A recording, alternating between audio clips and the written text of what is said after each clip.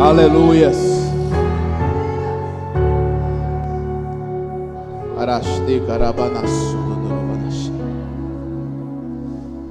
Aquele que pode continuar de pé, pegue sua Bíblia.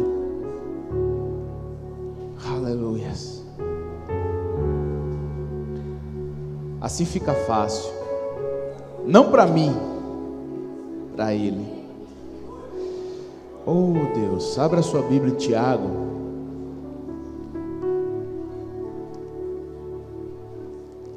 Obrigado, Edivaldo. Que o Senhor Jesus abençoe as ofertas, os dízimos, todos os propósitos que foram depositados, confiados aqui no altar do Senhor. Que essas sementes venham a se multiplicar na vida de cada um de vocês, a 30, 60 e a 100 por um. Da sabedoria, Senhor, a comissão de finanças, em nome de Jesus, aos nossos apóstolos, para direcionarem esses valores conforme a vontade do teu coração aí nos céus. Amém. Glória a Deus. A palavra do Senhor diz, Tiago capítulo 4. Vamos ler o capítulo todo, tá? A palavra do Senhor diz assim: de onde vêm as guerras e pelejas entre vós? Porventura não vem disto a saber dos vossos deleites, que nos vossos membros guerreiam? Cobiçais e nada tendes. Sois invejosos e cobiçosos e não podeis alcançar. Combateis e guerreais e nada tendes, porque não pedis. Pedis e não recebeis, porque pedis mal, para o gastardes em vossos deleites.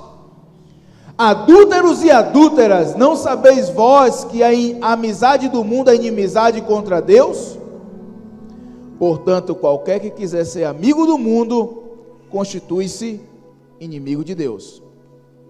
Ou cuidai vós, que em vão, diz a Escritura, o Espírito que em nós habita tem ciúmes? Antes da maior graça, portanto diz, Deus resiste aos soberbos, dá porém graça aos humildes. Sujeitai-vos, pois, a Deus, resisti ao diabo, e ele fugirá de vós. Chegai-vos a Deus, e ele se chegará a vós. Limpai as mãos, pecadores, e vós de duplo ânimo, purificai o coração. Senti as vossas misérias e lamentai e chorai. Converta-se o vosso riso em pranto e o vosso gozo em tristeza. Humilhai-vos perante o Senhor e Ele vos exaltará. Irmãos, não faleis mal uns dos outros. Quem fala mal de um irmão e julga seu irmão, fala mal da lei e julga a lei. E se tu julgas a lei, já não és observador da lei, mas juiz. Há só um legislador e um juiz que pode salvar e destruir. Tu, porém, quem és que julgas a outrem? Eia, agora vós que dizeis.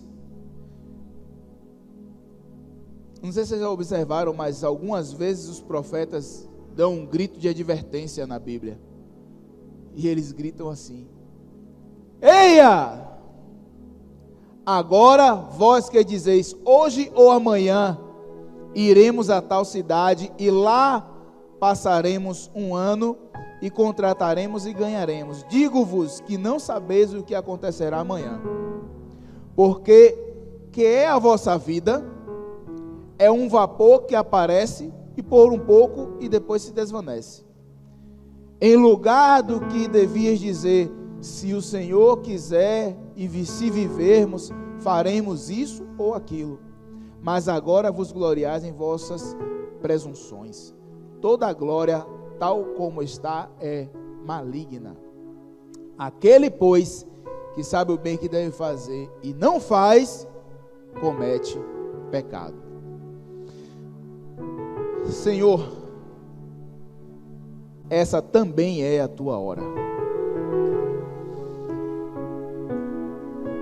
nós precisamos de revelação e de entendimento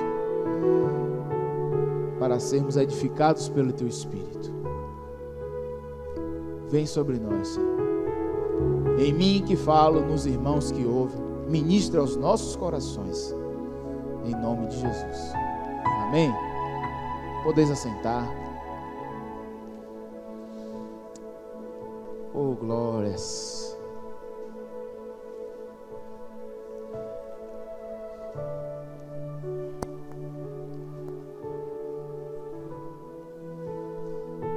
Quero pedir a vocês, principalmente os trabalhadores, aqueles que não tiver jeito, tem que comunicar algo, aí você fala. Se não, não converse. Somente a gente que fica lá no fundo e acha que ninguém ouve. Mas às vezes tem pessoas como eu, mais sensíveis. E os mais sensíveis, traduzindo, né? O mais chatinho, qualquer ruído, ele se incomoda. Então, às vezes tem algum chato igual a mim aí, então não abusa o chato, não. Deixa o chato quieto. Tá certo, irmãos? Então, eu creio muito que Deus fará grandes coisas no nosso meio hoje. Amém? Como tem feito. Porque, não sei se você observou, mas Deus trouxe um novo tempo na Ágape. E esse novo tempo de Deus na Ágape representa o que vivemos na Bíblia, o que vimos na Bíblia, aquele tempo lá em que o povo tinha o seu tabernáculo, que montava no deserto, e no determinado tempo Deus movia a nuvem que protegia o tabernáculo contra o calor de dia, e uma coluna de fogo que aquecia o povo à noite. Porque no deserto é muito seco. E aonde é seco, aonde não tem umidade, aonde não tem água no ar, as variações de temperatura são absurdas. Então no deserto você tem 0 grau de madrugada e tem 50 graus de noite. Então Deus protegia o seu povo no deserto. E num determinado momento, Deus dizia: a direção agora é essa, vão para lá. Levitas, muito obrigado, que Deus abençoe vocês poderosamente. Se quiserem ficar aí, fiquem à vontade, se quiser sentar, também. E assim aconteceu na nossa igreja, tem acontecido nos últimos dias. O Espírito do Senhor moveu a nuvem. Aleluia. A nuvem do Senhor que nos protege do calor à noite, a coluna de fogo que nos protege do frio, a nuvem que nos protege do calor do dia, a coluna de fogo que nos protege do frio à noite, se moveu. Alguém aqui é obrigado a ir? Não, ninguém é obrigado a ir. Todavia, o ambiente onde está o tabernáculo é um ambiente protegido. E é melhor você estar num ambiente protegido. Por isso eu recomendo a você que siga a nuvem. Siga o seu líder, ele está seguindo a nuvem. O nosso tabernáculo físico hoje não muda tanto quanto aquele povo, até porque não dá para carregar as paredes hoje. Não dá, né? Não dá para carregar o altar. Mas o mundo espiritual traz essa nova realidade. O Deus que movia o povo naquele tempo no deserto é o mesmo Deus de hoje. Eu digo sempre, o ser humano é o mesmo. É o mesmo povo, são as mesmas necessidades, é o mesmo Deus. Por isso que a Bíblia, que aquele povo lia, é a mesma Bíblia que nós lemos hoje, lógico, né? Hoje nós temos o que chamamos de Novo Testamento. Pois bem, diante desse novo cenário, da nuvem que se moveu, que está se movendo, não sei para onde, está nos levando para um novo tempo, eu convido você a caminhar conosco. Eu convido você a crer em cada palavra que está sendo dita aqui nesse altar.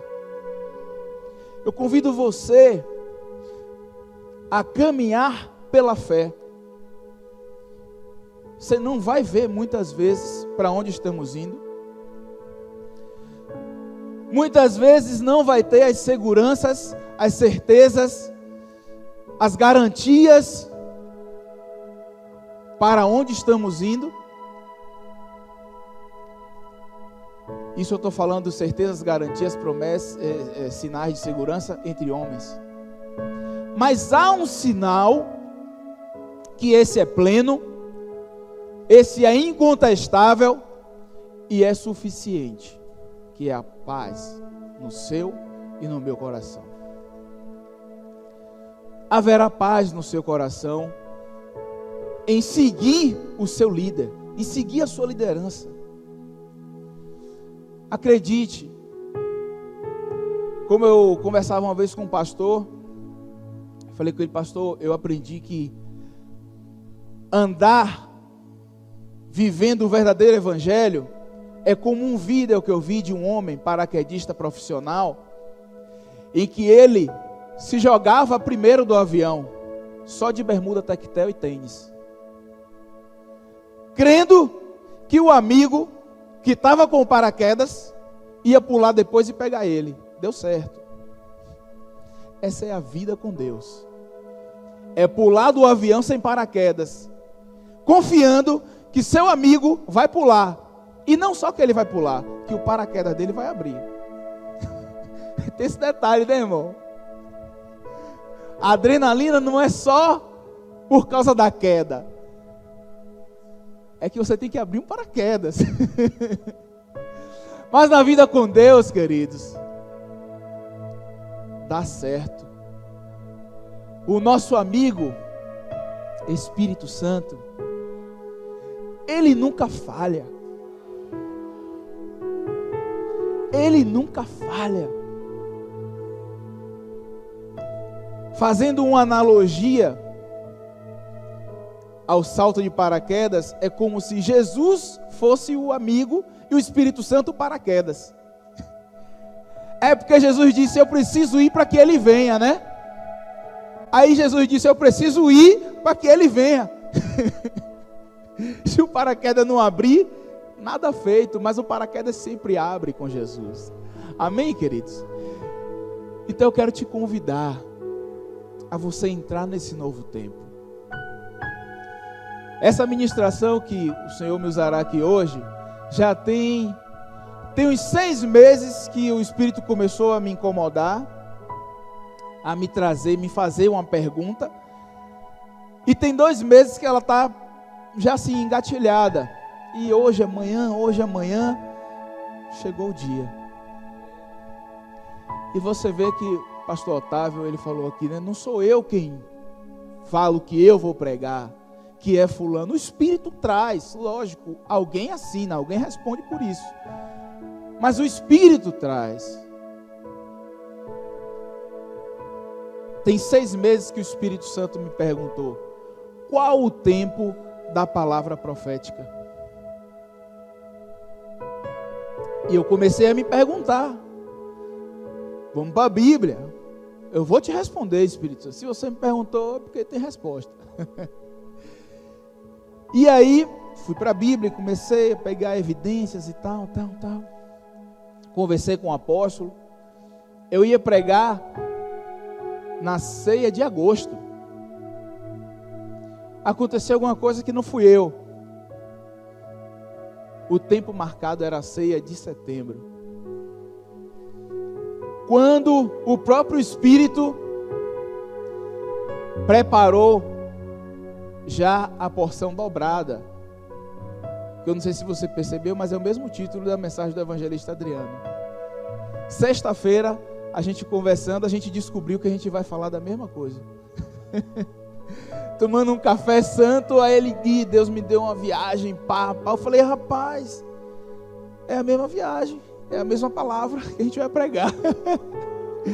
Então eu já sei que terça-feira eu tenho porção dobrada. Amém? Você tem? Então pronto, vai estar todo mundo aqui terça-feira, glória a Deus, amém? Queridos, esteja mesmo, porque se Deus fez isso, não é em vão, irmão. Deus não perde tempo.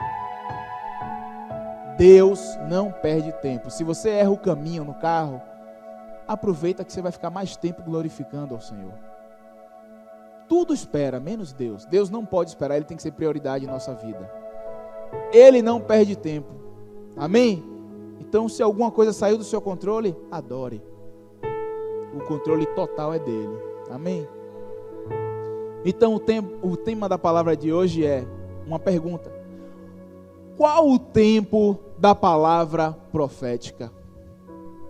E por que o Espírito Santo me perguntou isso? Porque eu perguntei a ele. Senhor, tem palavras proféticas que com uma semana aconteceram. Outras que 6 meses, 7 meses, está na Bíblia. 15 anos. 400 anos. E outras que a gente nem sabe o tempo ainda, porque ela ainda não aconteceu. Mas o tempo está contando. E eu falei, Senhor, se tudo é a sua manifestação, se tudo é a sua palavra, se todas essas palavras proféticas saíram do seu coração, qual a diferença de uma para outra? Qual a diferença entre eu e Carlos? Uma palavra profética se cumpre na vida dele em uma semana e na minha em um mês. Ele não é melhor que eu, nem eu melhor do que ele. E por que o tempo foi contado diferente? Aí o Espírito Santo me perguntou, qual o tempo da palavra profética? Nesse meio aí eu recebi uma palavra do apóstolo em cima de uma pregação que eu ouvi de Myles Munroe. Pregação não, uma entrevista de Myles Munroe. O apóstolo não ouviu essa entrevista, mas ele trouxe a palavra profética, falando sobre o tempo de Moisés e o tempo de Josué. E eu aí disse, comecei a ter resposta. O tempo de Moisés. Quando Moisés teve um sinal do seu início ministerial, qual foi o sinal?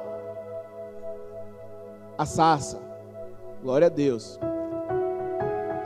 A sarça ardente, a manifestação de Deus numa planta que pegava fogo, mas a planta não estava incendiando. O sinal do início do ministério de Moisés. Vocês estão filmando aí, tá bom assim, José? Pode ficar aqui? Daqui a pouco eu subo, fica melhor. Então, a sarça ardente, início do ministério de Moisés. Moisés teve um ministério aonde Deus se manifestava miraculosamente. Simplesmente só milagre. Moisés ainda retrucou de ir, né? E Deus falou, pega, tá bom, você está duvidando de mim? Tá. Pega seu cajado e joga. Virou serpente. Pega de novo, vira cajado. Aí vai, traz uns sinais e por fim, né? Sinal maior sobre a lepra. Sócrates, nem falamos sobre isso hoje, né? Deus fala com Moisés, bota a mão no peito, tira, tem lepra. Bota de novo, tira, sarou a lepra.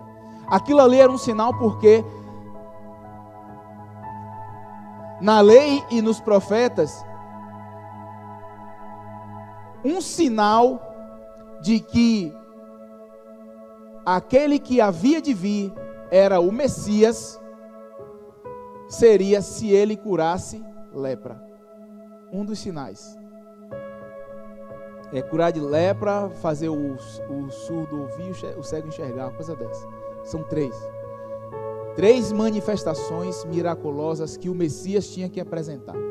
Mas vamos lá, não vem ao caso isso agora. Moisés foi.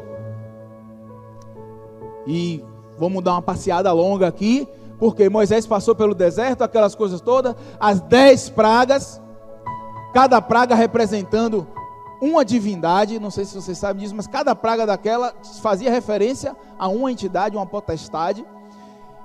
E Moisés sempre sendo usado em milagres.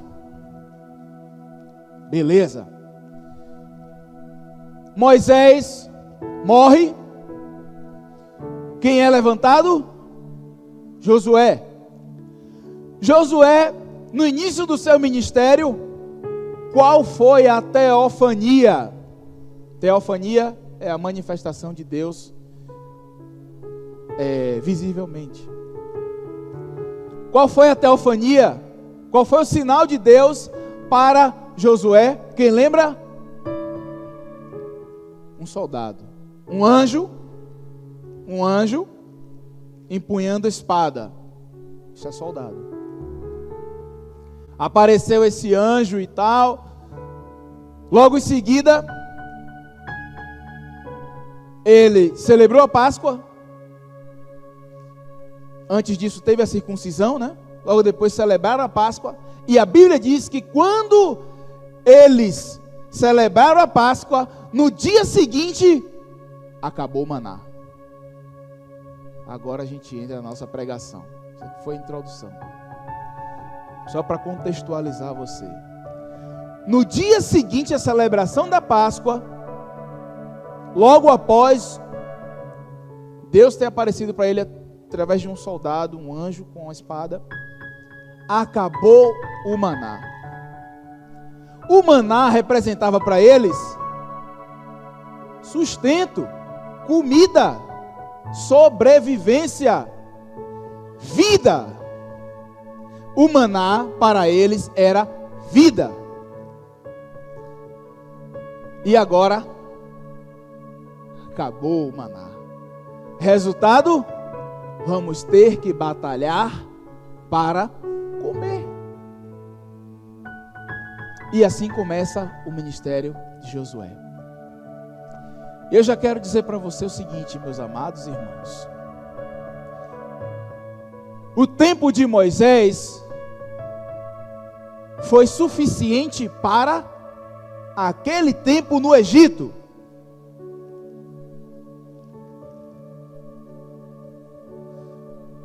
Mas quando chega Josué, Deus diz a seu povo: marche. Não cai mais comida do céu. Você agora vai guerrear. Você agora vai batalhar. E vai me adorar. E aí eu me manifestarei. Logo em seguida você vê já Deus usando o povo para derrubar as muralhas de Jericó. Como aconteceu aquele milagre? Marche 6 dias em volta da cidade.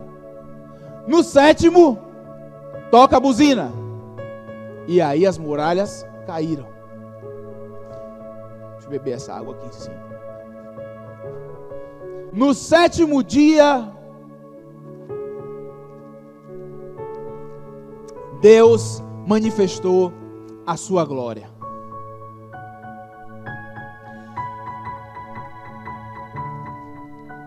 Deus continua sendo Deus. Deus diz na sua palavra: as armas da nossa milícia não são carnais, mas poderosas em Deus. Diga ao meu povo que marche. Nós vamos marchar. Deus continua sendo Deus. A nossa marcha não substitui nossa dependência de Deus, porque chega um determinado momento que Ele entra para manifestar o sobrenatural. Aleluia. Essa daqui os homens do monte sabem. Um louvor que eu gosto muito. Diz assim: que Deus nos leva para o deserto com um propósito. Não é não, Rocha? De imprimir o seu caráter em nós. Irmão, deserto é lugar para ali testar, para ver realmente se o caráter de Deus está em você. Estando, você entra na terra prometida. Não estando, continua no deserto.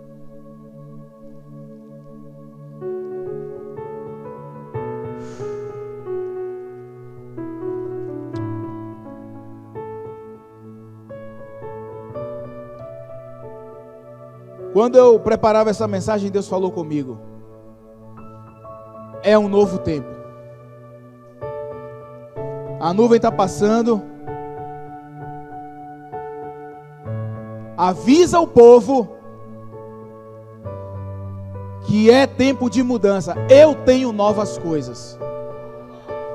Mas só vai alcançar quem seguir a nuvem, quem marchar, quem depender de mim, quem se jogar do avião sem paraquedas, crendo que eu estou pulando junto.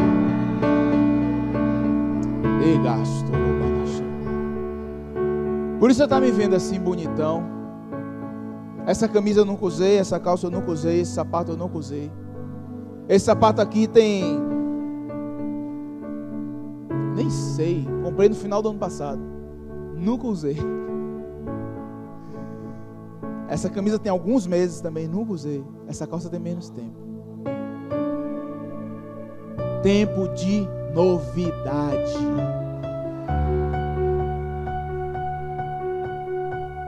Esse relógio aqui eu nunca usei.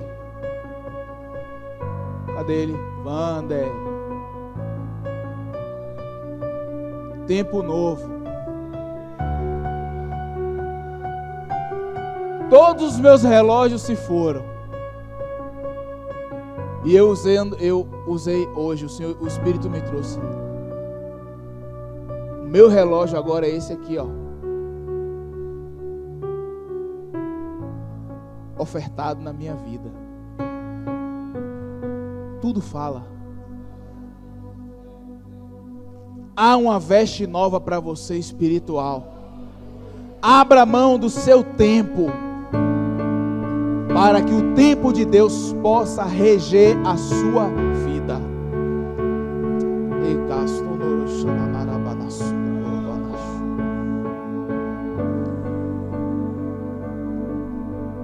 Aí, meu irmão, entrando nessa vibe, você pode pensar: pastor, mas você tem dinheiro para comprar uma camisa dessa? Para comprar uma calça dessa? Um sapato desse então? Italiano? Ô irmão, o tempo foi Deus quem me deu. O tempo de eu ter esse sapato, essa calça, essa camisa, foi Ele quem marcou. Não é dinheiro, é Deus. Tudo bem, eu tive dinheiro para comprar o sapato. Não. Eu comprei o outro. Esse é daqui. Meu pai viu que eu ia comprar, achou bonito. Ó, tudo fala, irmão. Aí ele disse: não, esse aqui eu vou te dar. Nem o sapato, esse sapato eu não comprei. Sapato, pé, caminhada.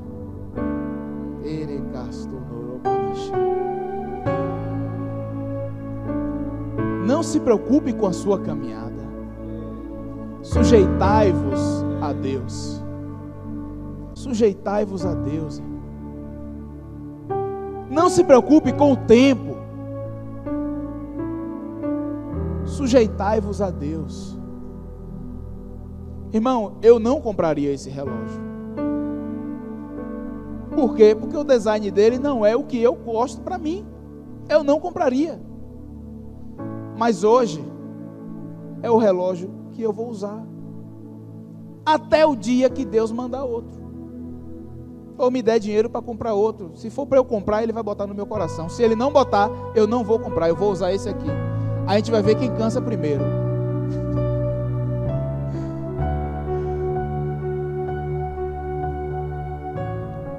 Irmão, eu tenho uma dívida que tem gente se jogando de prédio por muito menos. Eu estou na outra empresa, uma ameaça, que eu poderia estar desesperado. Eu estou começando um outro negócio para salvar um negócio passado. Que, meu irmão, eu conversava com um evangelista, eu falei, cara, o meu pastor Gabriel, eu falei,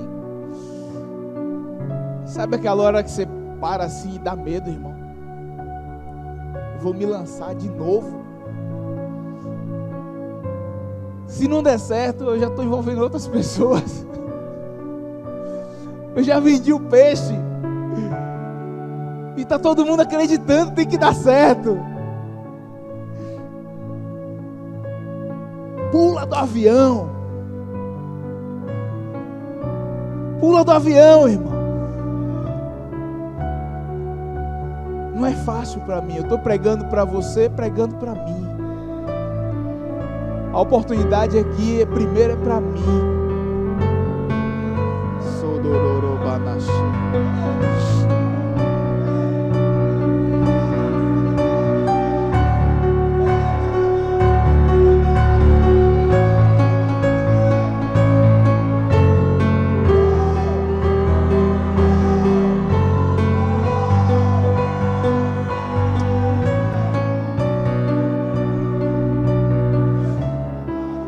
A palavra do Senhor nos diz lá em Êxodo 23.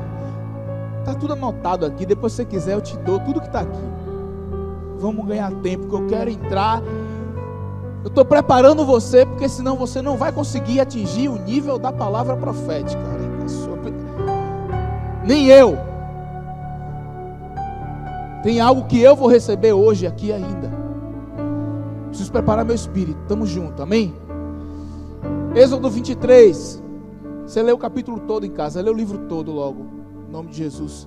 Mas a palavra diz, Êxodo 23, que o Senhor falando, eu já preparei o lugar para onde vocês irão, mas eu não vou tirar os inimigos antes, para que a terra não se torne deserta e as bestas feras venham a tomar este lugar.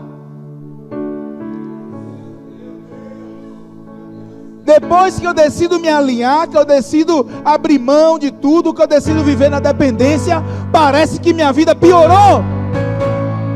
Chorecaço.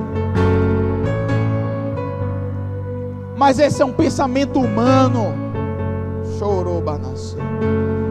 Porque muitas vezes, irmão, a luta que a gente está vivendo hoje, sabe o que é que Deus está fazendo? Apressando o tempo. Passa logo a luta, porque eu quero botar meu filho na bênção. Muda a ótica, irmão. Olhe com o olhar do Espírito.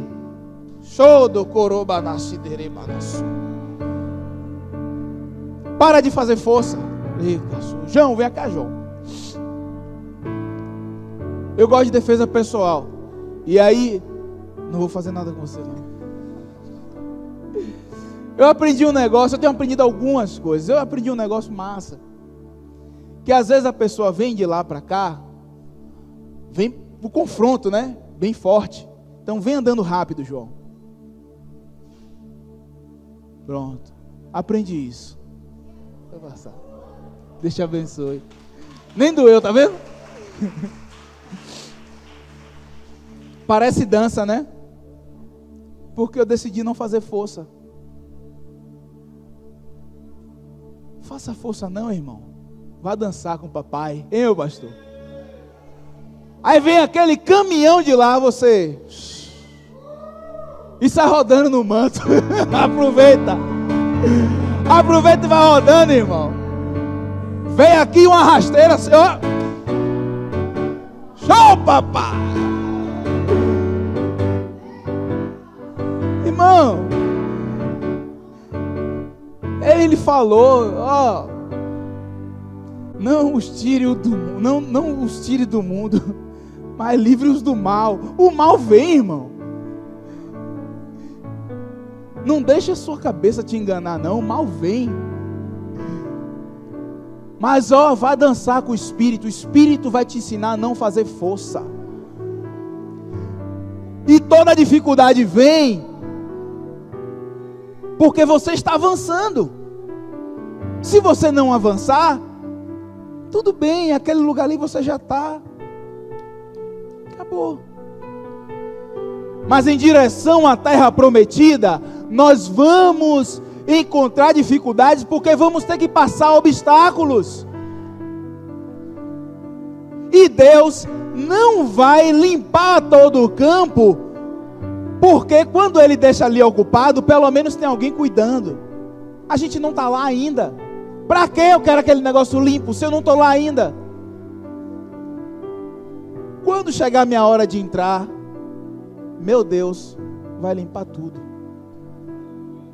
Quando chegar a sua hora do triunfo, vai estar tudo preparado. Ele prepara uma mesa na presença dos meus inimigos. Unge a minha cabeça com óleo aromático. Esse óleo é para embelezamento, irmão. Não é para ser pastor, evangelista, apóstolo. Não. Esse óleo que a Bíblia fala é um óleo aromático. É embelezamento. É tratamento real. E faz o cálice transbordar. É abundância.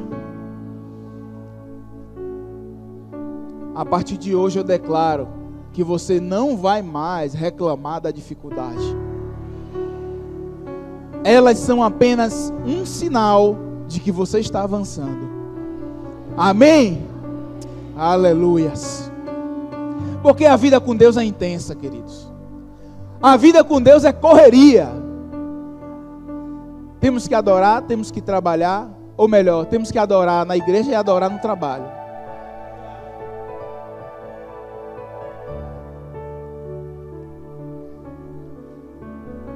Aonde você estiver, ali você tem a oportunidade de adorar. Se você não tem um ministério dentro da igreja, você tem um ministério fora. Se você já tem dentro, você tem dentro e fora. Só tem ministério dentro da igreja quem é integral. Só está na igreja. Não que só esteja como seja pouco, mas o trabalho é todo concentrado. Então o fato de estarmos hoje, mas eu não sou dono da empresa, mas você tem um ministério de serviço naquele lugar. Eu sou o dono, eu sou cabeça, beleza. Então você é a voz profética naquele lugar. E o profeta é o primeiro a passar debaixo da voz profética. Então, faço o que eu mando, não faço o que eu faço, não é bíblico. Amém, empresários? Glória a Deus. Isaías 40, 30 e 31. Vamos ler essa passagem? Essa a gente vai ler.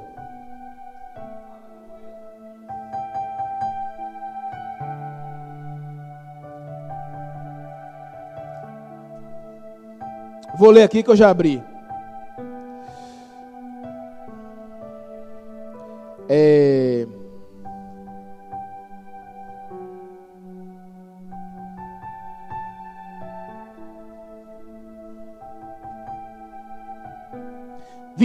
Vou ler do 29. Dá vigor ao cansado e multiplica as forças ao que não tem nenhum vigor. Os jovens se cansarão e se fatigarão, e os jovens certamente cairão. Mas os que esperam no Senhor renovarão as suas forças e subirão com asas como águias, correrão e não se cansarão, caminharão e não se fatigarão. A palavra está dizendo que eu e você temos que correr, temos que caminhar, vamos nos cansar, vamos nos esforçar, porque Ele renovará a minha e a sua força. Amém? Tem corrida, irmão, tem caminhada, o caminho vai desgastar, é verdade, mas Ele trará o renovo. Amém? Vamos esforçar, irmão. Acompanhar a nuvem não é fácil. Contrariar o sistema do mundo não é fácil. Porque você tem que gerar uma nova cultura. Gerar não, você tem que implantar a cultura do reino. Não é fácil. Eu sei, Deus muito mais. É tanto que Ele já nos disse: caminharão e não, como é? Correrão e não se cansarão, caminharão e não se fatigarão. Os que esperam no Senhor. Só para quem espera no Senhor. Porque isso, a palavra diz, Eclesiastes 3,15: o que é, já foi, e o que há de ser, também já foi, e Deus pede conta do que passou. Parece conversa de esse povo que faz música sem pé nem cabeça, né? Mas Bildade, amigo de Jó, ó irmãos, esses amigos, os 4 amigos de Jó, eles falaram muita coisa indevida para Jó, mas tem coisa que valia a pena. E Bildade, às vezes eles só erraram o peso da mão, mas Bildade disse: os meus dias são como sombra. E por muito tempo eu procurei o significado disso, eu não encontrava, e o Espírito Santo me trouxe a revelação. Existe, aí vamos lá para Hebreus 8, que diz que as coisas terrenas, elas são sombra das coisas celestiais. Fechou. O que é de fato, o que é real, está lá. Existe um sol da justiça que bate sobre essa coisa e gera uma sombra. Reflete aqui. O que é 11h59 já foi. Meio-dia é o que virá, também já foi. E Ele pede conta do que passou, o que eu e você temos feito.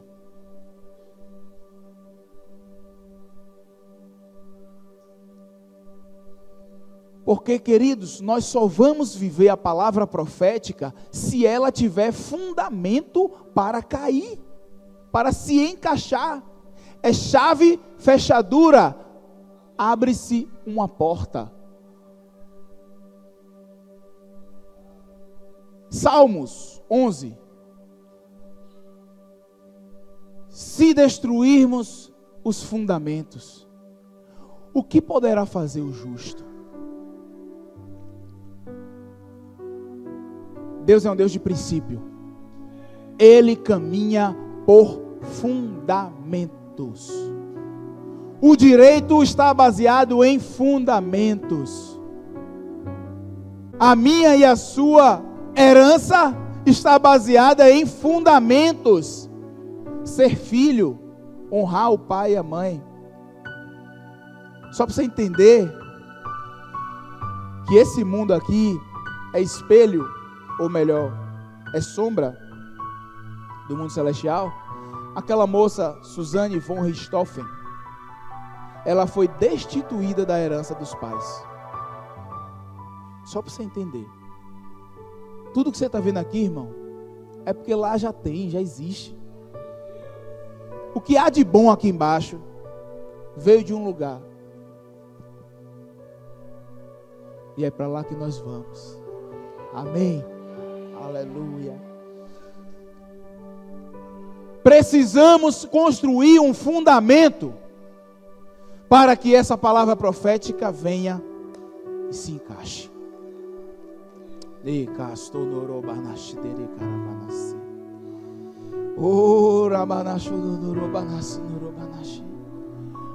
Um dos fundamentos para viver a palavra profética é a honra. O ambiente da honra. E a honra, ela é de dentro para fora. A gente gera honra. Pastor Otávio falou: recebi a oferta de 4 alianças, o apóstolo vai levar para ofertar, honrando o Pai. Na mesma hora veio aqui na minha cabeça: mas eles já não arrancaram tanto?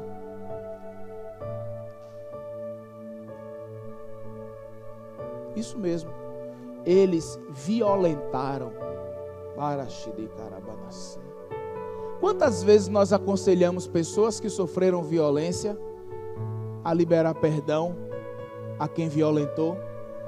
E esse é o ambiente da cura. É real, irmãos. É real. Honra é princípio, é fundamento para que venha a palavra profética.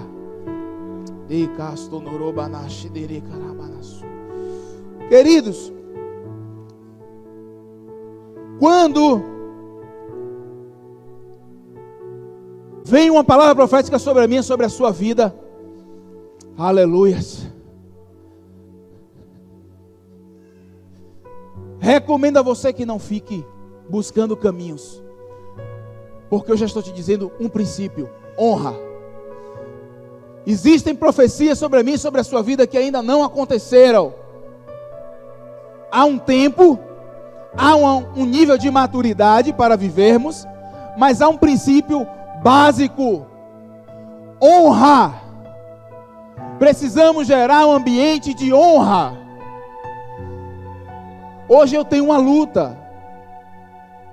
Eu preciso hoje primiciar na vida dos meus apóstolos, que eu ainda não faço. Por quê? Vocês viram a luta que eu estou passando. Eu estou numa desorganização financeira muito grande, irmãos. Eu estou lutando para conseguir primiciar, mas no meu coração já foi, e eu vou conseguir primiciar, porque eu quero. Eu preciso honrar meus líderes nesse nível. E eu vou viver um novo nível de honra. Você precisa entender. Para de questionar, irmãos.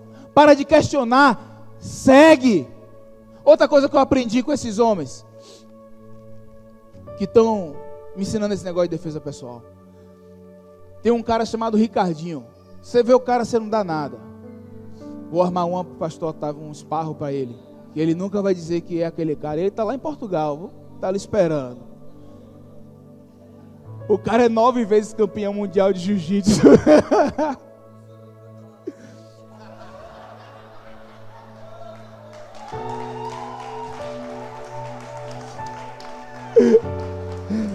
Aí ele ganhou. Um dia ele só me pega na cocó. Aí um dia eu conversando com ele, brincando, ele aí, e agora? Eu falei, e agora, velho? Eu vou orar que agora eu sou um homem pacífico. Quando ele foi saindo da sala, Deus manda pastor Léo com a joelhada nas costas dele. Ele, aí, peraí, eu falei, aí, é assim. Ele, é mesmo, velho. Só faço assim com ele. Vai ser brincadeira nossa. Ricardinho, 9 vezes campeão mundial. Ele é considerado um dos melhores técnicos do mundo de jiu-jitsu. Técnico, o cara fica ali na beira do tatame dizendo, faça assim, faça assado, enquanto o outro luta. Eu conheço um outro cara que é faixa preta e que é discipulado por ele, mentoreado por ele. E esse cara me disse, Enoque, professor Enoque, rapaz, eu estava olhando um vídeo e ele estava gritando, faz tal coisa, faz tal coisa, faz tal coisa. E ele parece o melhor, por quê? Porque ele não faz como todo mundo. Ó o armlock, ó tal coisa, cuidado com o pescoço, porque o outro, seu oponente está ouvindo a mesma coisa. Ele vê o movimento 2, 3 vezes lá na frente. Aí esse Enoque falou assim, rapaz, eu fui fazer um movimento, ele disse, vá para o outro lado. vá para o outro lado. Como o cara já sabia quem estava falando, foi para o outro lado. Aí depois ele disse, rapaz, eu fui olhar a filmagem, não é que ia dar errado? Não sei como ele vê, mas ele vê. Um outro aluno dele, protege o joelho, tira esse joelho. O cara não fez. Tomou uma finalização no pescoço. O que é que tem a ver o joelho? É o movimento, o cara vê, não sei como. Quando o nosso apóstolo diz assim, filhos, vamos honrar o pai. Irmão, tem coisa que a gente parece, pastor, eu já vi esse filme antes. Pastor, o apóstolo está viajando, de novo o apóstolo quer fazer as coisas. Irmão, ele está vendo o lance de lá da frente. E tem um que já viu o fim do jogo.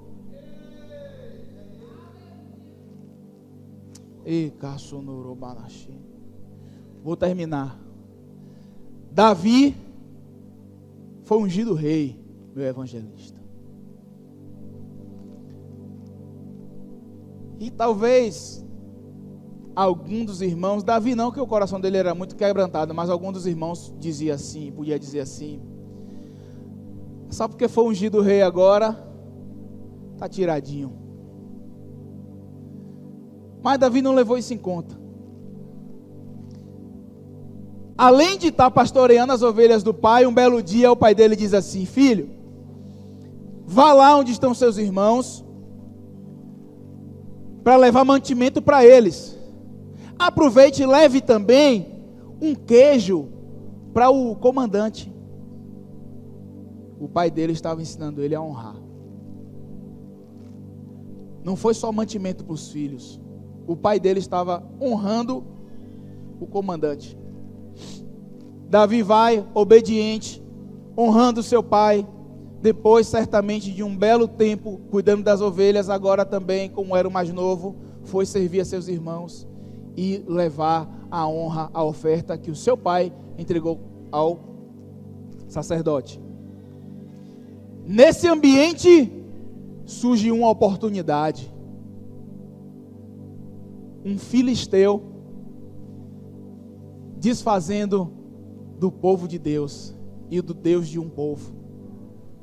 E ele diz, quem é esse incircunciso?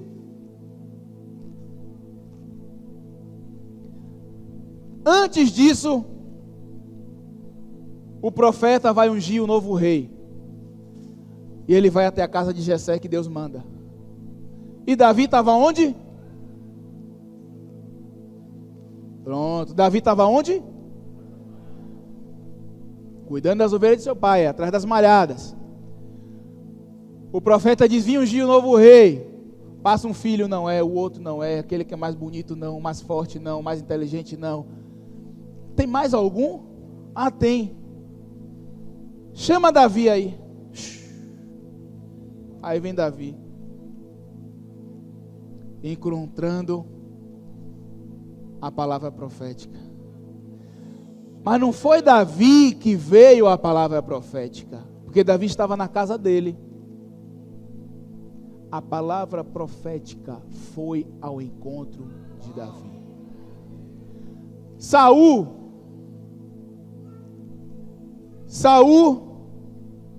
filho de...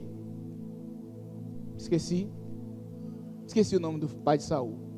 Filho do pai dele, cuidando das jumentas do pai. E a jumenta se perdeu.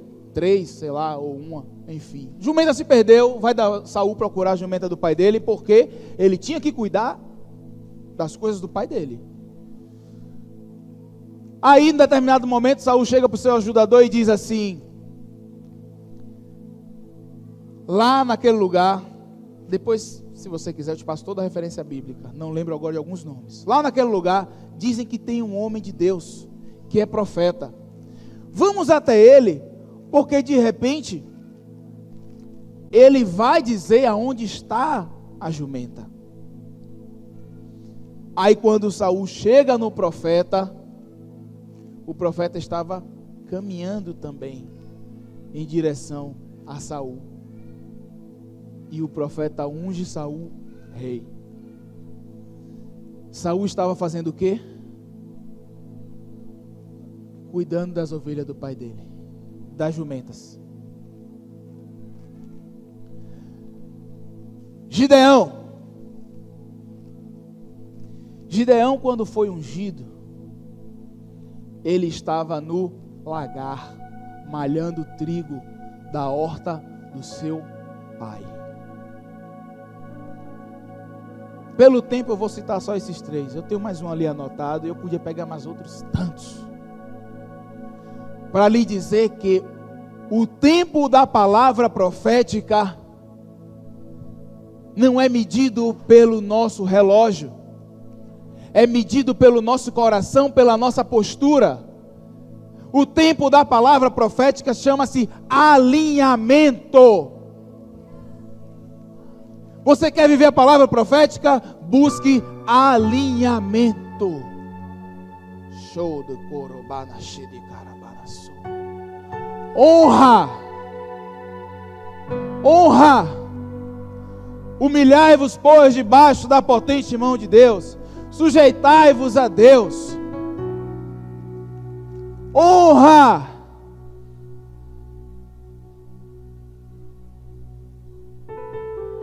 Crê nos seus ministros, será salvo. Crê no Senhor. Crê no Senhor teu Deus, será salvo. Crê nos seus profetas e prosperareis. Honra. Só crê quem honra. Só crê quem dá crédito. E só dá crédito quem acredita em alguém ou algo. Honra.